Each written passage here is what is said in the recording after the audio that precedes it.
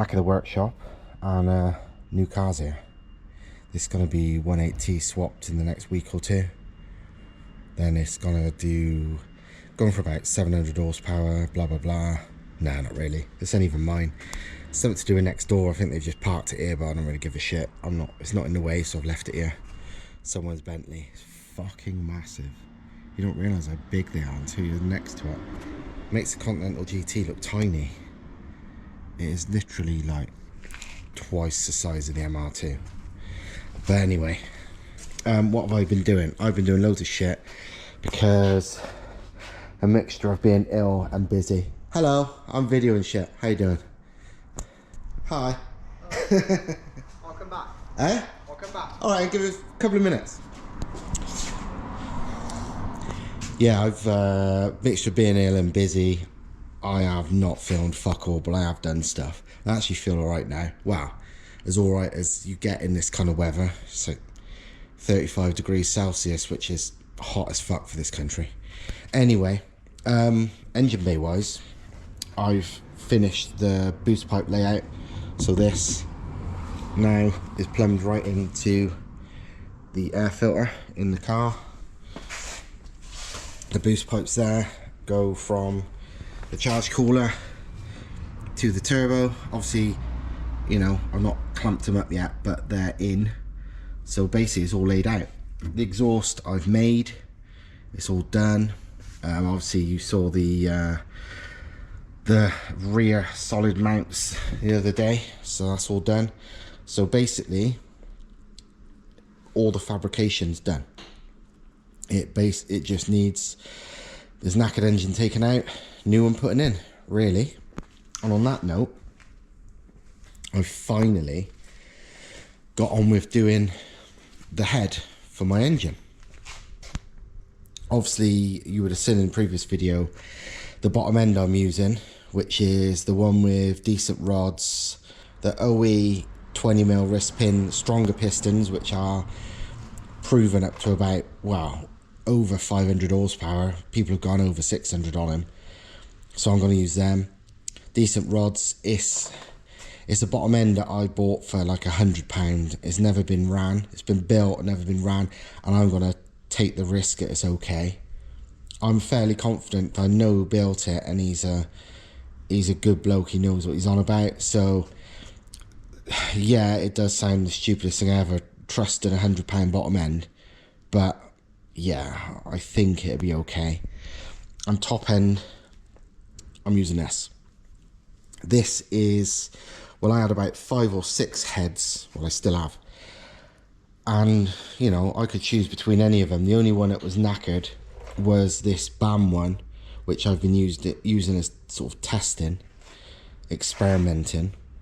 This one was the NA head. Makes no difference, you know, NA to turbo, they're the same. For all intents and purposes, the cams are different. And the exhaust valves might be different, but it don't matter because I'm changing them anyway. All the rest the same, port size and shape and all that. It's all the fucking same. There's very, very tiny differences I noticed, but nothing that would make any difference.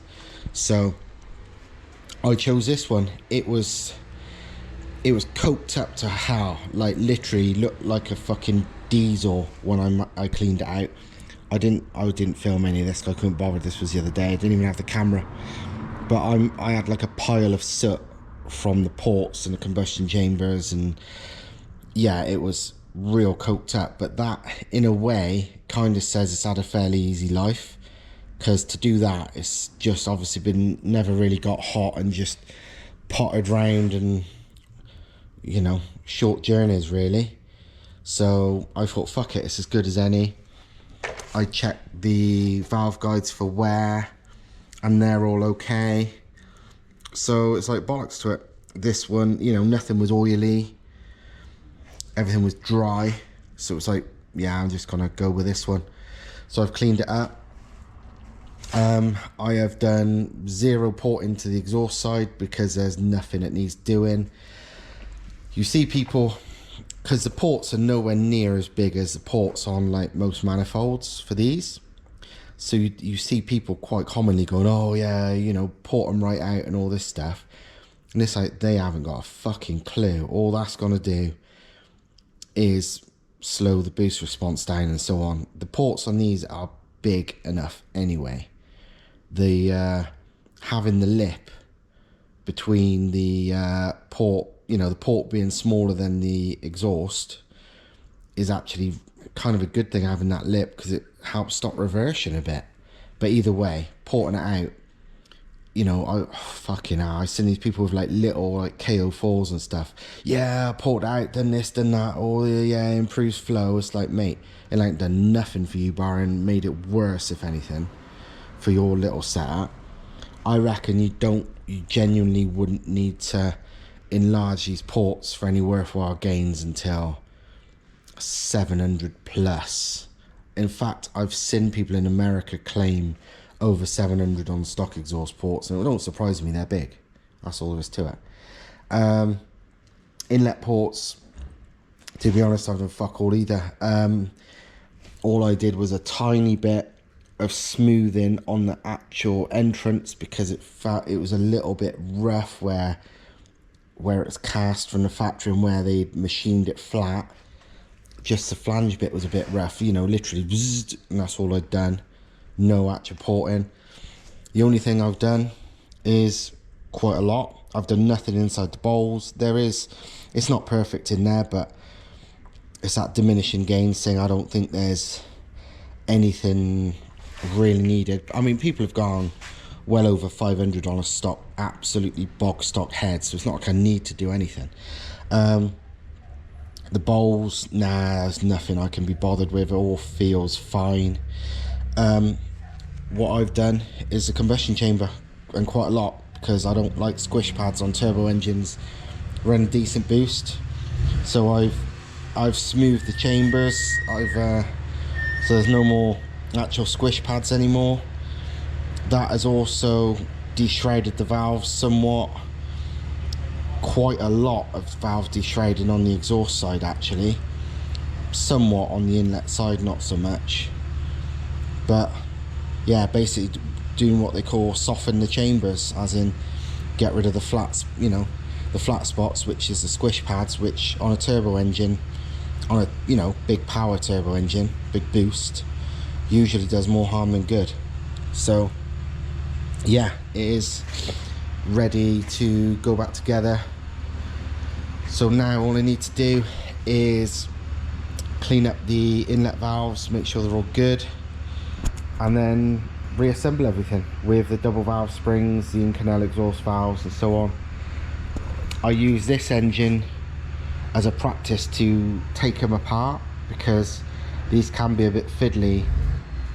Obviously it's 20 valves, but these, you know, these valves are very, you know, the inlet ones have got very, very small diameter springs that are quite deep as well, so it's getting things like that right. But it turns out it was easier than it seemed, so I'm glad I managed to sort of check and test it first, so I knew, rather than going in blind.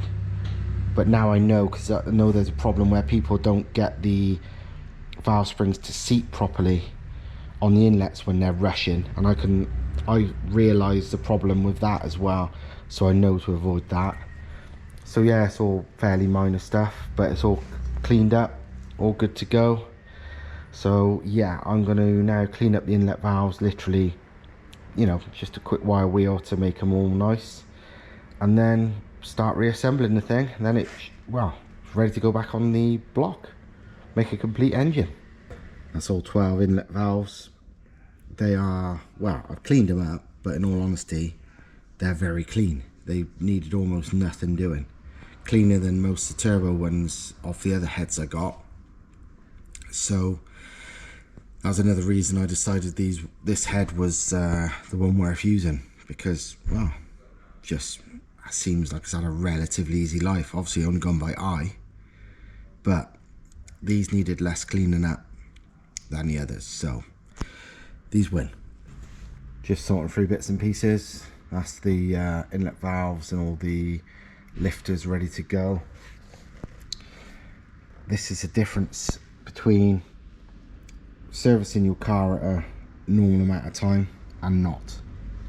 They're not any more worn out, basically these are from the NA head, which I would say, going by how black everything is, didn't have that many frequent oil changes. This is from the BAM head, which was knackered but far less discoloured. There's no wear on either of them, you know, there's no problem with using either, but I use the cleaner ones just because they're cleaner. I keep these for the future because they're still perfectly fine. I just can't be bothered to clean them. So yeah, same part numbers I checked, there's no difference. NA to turbo, same thing. So yeah, just thought I'd show you what not servicing your engine very frequently does. Turns everything black. That's the inlet side done, and fuck me, what a wanker. Tell you what though, I used all the usual tools I've used before to do valve springs and stuff. Little magnet, little picks, little tweezers, all kinds of shit. And you know what actually made it the easiest for me? Cable tie. Literally this chopped cable tie, rather than any metal pick or anything. Chopped cable tie with a dab of grease onto the collet. That was the only thing, because obviously with anything metal you got less flex, but with this it just gives enough movement that you can basically maneuver it on despite having absolutely no fucking room, especially on the middle one. But yeah, so now I know, now you know. If you ever have to do 180 inlet valve collets, keepers, whatever you want to fucking call them, cable tie is the best way of getting them on, because yeah, anything else is an utter bastard. Now just the exhaust valves, and they'll be easy in comparison, so it's going to be a bit of a relief. Well, that was a ridiculous amount of work, but they're all in, every one of them. So I'm glad I don't have to do that again anytime soon. Well, I hope I don't anyway, because that was a pain in the ass. But hey, it's done and they're looking good. Another day at the workshop and another day doing this head. I've been here for a while, but I've only just started doing this because my friend came with his RX-7 and we was trying to chase a fuel pressure issue where it's not increasing fuel pressure as he comes on boost, so hitting the safety, which thankfully is programmed into ECU. Checked, well, it can only be a few things. It can be realistically the pipe in the tank between the pump and the main pipe leaking. We changed that because it was shit, but it didn't fix it. It could be the pump being knackered, could be the regulator being knackered, or it could be the filter being blocked.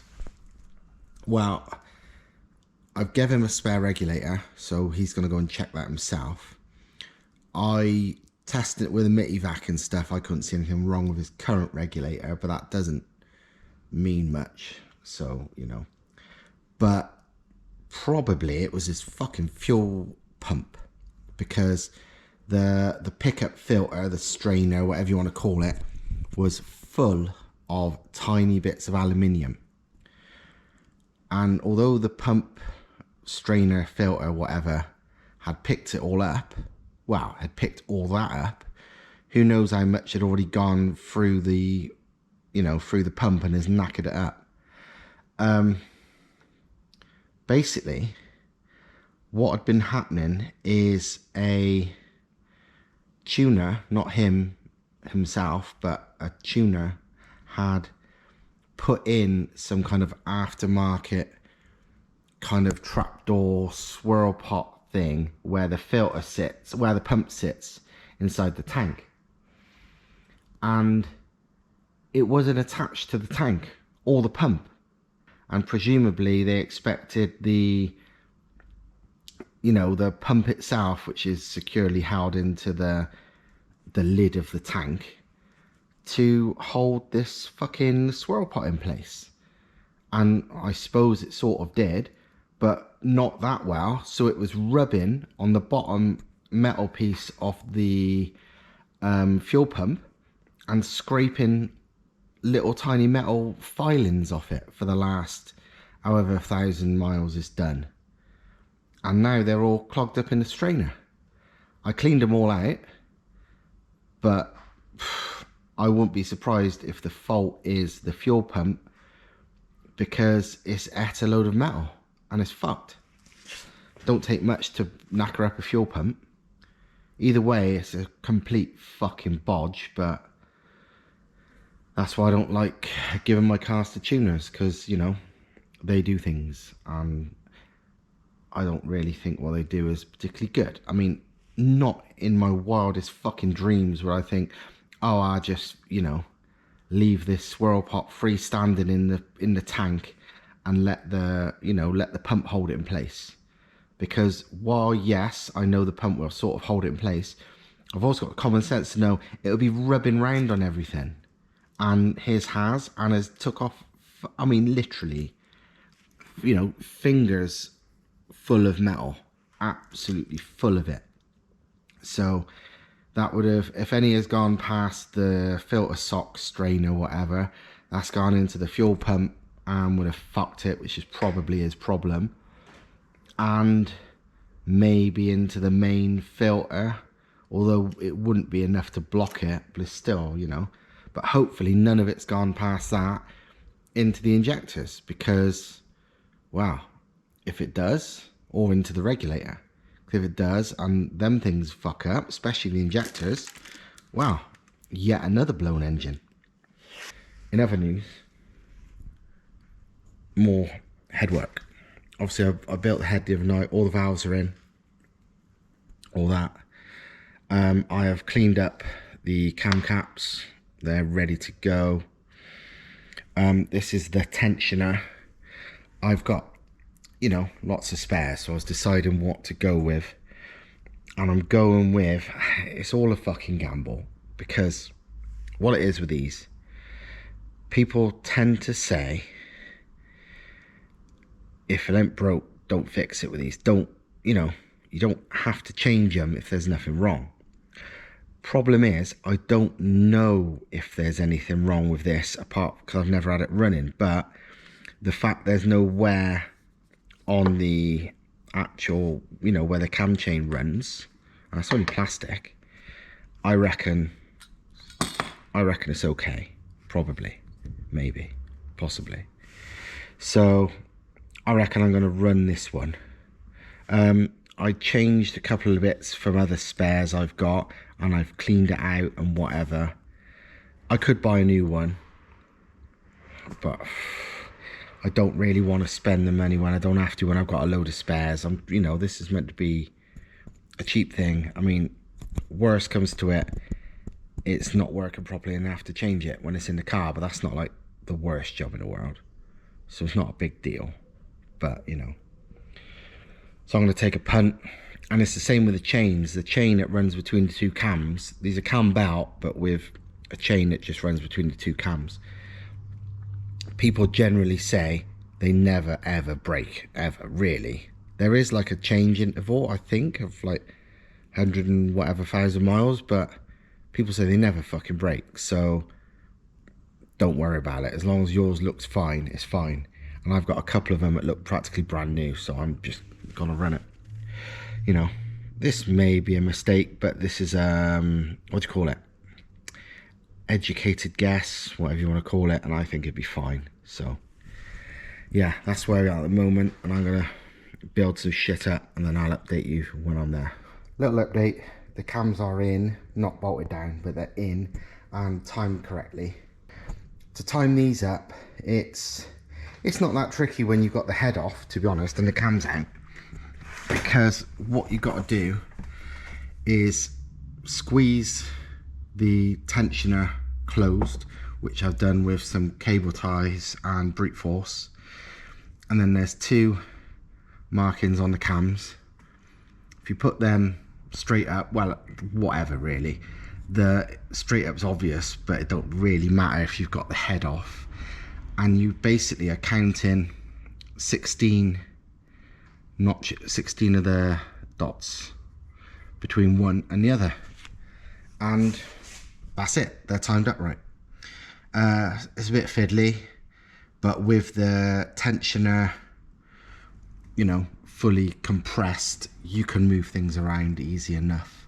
To be honest, you know what I did? I didn't even have the cams in here to do it. I took the cams and the tensioner out, did it here, got it to 16, and then lifted it all in at once, and then double checked once it was in and triple checked again, and it was, so job done. Well, I think I'm done. Cam caps are all torqued down. I went through the official Volkswagen manual and double checked where they recommended sealant to go, and it was partly on that bit around the cam chain tensioner, so I undid it and yeah, added a little bit of sealant. To be honest, it turns out it's very easy to get to. Just undo the bolts, you don't have to remove anything really. It comes loose enough to do it like that, which is good if it ever leaks in the future. In some respects, I was almost tempted to leave it, because obviously, you know, I don't like having too much sealant around because it blocks up shit. But I was very careful with the sealant, so I don't think I've used too much. And yeah, I've done it all. I literally just sat it upside down on a random cam cover I got so I could turn it over by hand, and everything seems to open and close as it should. Last thing on this video, but definitely not least, in fact, it's easily, well, it's joint most expensive thing I've bought for this car, because the ECU and this cost the same money, but we're both needed, and that is a snazzy clutch and flywheel. It's a CG Motorsport twin plate with super light flywheel, and yeah, that can hold all the power basically. So, and it should be a direct bolt on, and yeah, happy days. That is the last part I needed to buy, as far as I know now. Nothing else I need. I've got injectors, it turns out. My fuel pump is 340 litre per hour, so that should be plenty. As far as I know, this is the last purchase. I hope so, because I am skint, like skint. So yeah, but that is pretty fucking cool. And to be honest, these are well proven. Like the vast majority of the big power 180s in the UK, pretty much all the fucking drag cars, 180s and VRs and whatever, anything running a 6-speed Volkswagen Audi box really seems to run these. So yeah, they work, they're proven. So as much as I didn't want to spend the money, like lower options which may or may not have been good enough and certainly weren't as light and good as this were hardly any cheaper. So it was like, wow, it makes sense to just spend a slight extra and get the best one. So there you go. And on that note, I am done. I am absolutely fucking knackered.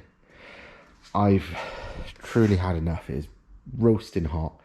Hopefully this is the last day it's going to be this hot and sweaty and horrible. I think it's going to be cooler after today, I'm not sure. But I am very tired. I've had a very long day. And I need to, well, I'd like to go into the workshop tomorrow and finish things. Because I could, you know, potentially now I can get the head bolted onto the block and all that in the space of a couple of hours. And then it would be a case of removing the old engine, putting the new one in. But in all honesty, I don't even know if I'm going to be here tomorrow, because really I need to try and make some money. And that involves less playing and more working. So we will see. But anyway, I'm off. Hope you like this bits and pieces video. It just shows you what I'm doing. I know it's not action, but I can only give you action when things work. So at least it's not bullshit like a lot of channels, eh? Anyway, see you later. Ta-ra.